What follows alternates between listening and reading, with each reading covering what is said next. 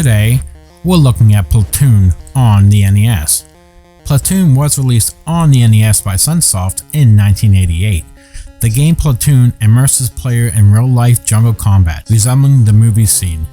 They face deadly guerrillas, hidden snipers, booby traps, and napalm airstrikes, aiming to bring the experience closer to the real thing. Remember, if you're new to this channel, don't forget to hit the like and subscribe button as it helps us channel grow. And don't forget to hit the notification button for all future videos. So, is Platoon worth playing today? Here is our review of Platoon for the NES.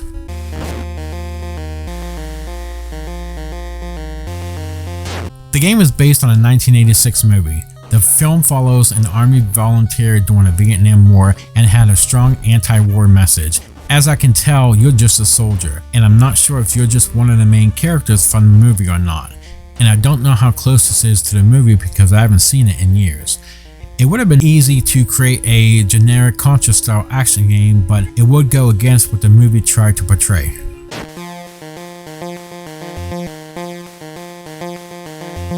Every one of Platoon's 4 levels has a distinct genre. Although none of them are particularly strong, the majority of your time will probably be spent in the first level.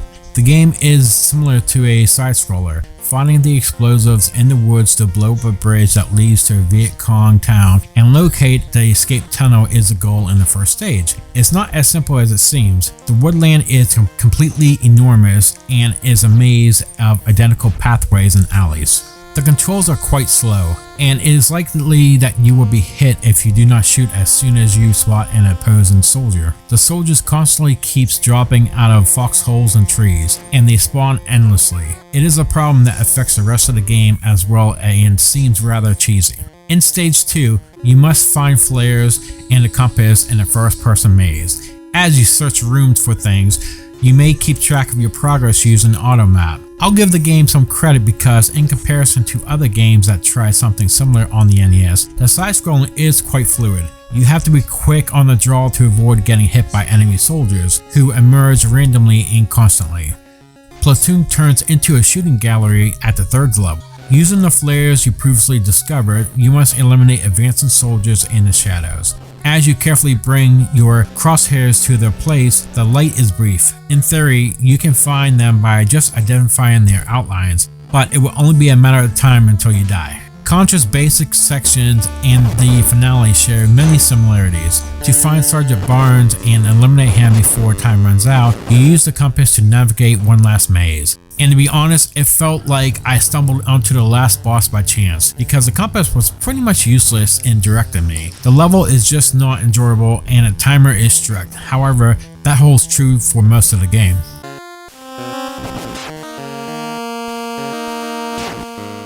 The graphics were okay at best. Most of the first level is just the same. You wander around in the jungle until you blow up the bridge. All of the trees and backgrounds look the same, even all the enemies look the same. The second level is the same, but this time in first person view. All the tunnels looks about the same and so do the enemies. The last level, there are a few more varieties. Like there are a few more enemies and the levels do look a little different. I think the graphics they could have done a lot better.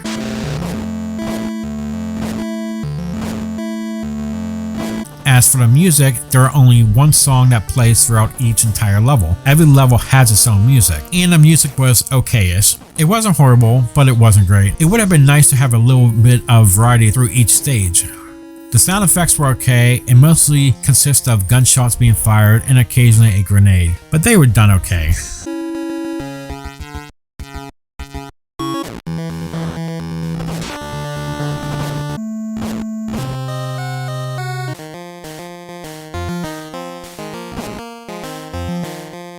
So, is Platoon worth playing today? It's nearly hard to travel without creating a map. The layout of the forest makes it simple to get lost even with a map. Playing the game becomes tedious due to the numerous addition problems you have to deal with. You would die instantly if you find a settlement before you find the explosives.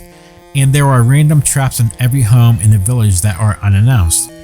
Limited ammo limits your exploration. Thus, it's best to go as quickly as you can unless you want to waste extra time looking for more. Overall, I really didn't have much fun with this game. It was more frustrating than it was fun, and I just wouldn't recommend this. Platoon for the NES is getting a 5.5 out of 10. What did you think about Platoon for the NES? Please leave comments below to share your thoughts. That would do for this episode. Remember to like and subscribe if you liked this review. Thank you for watching, and I'll see you here on the next episode. Have a great day.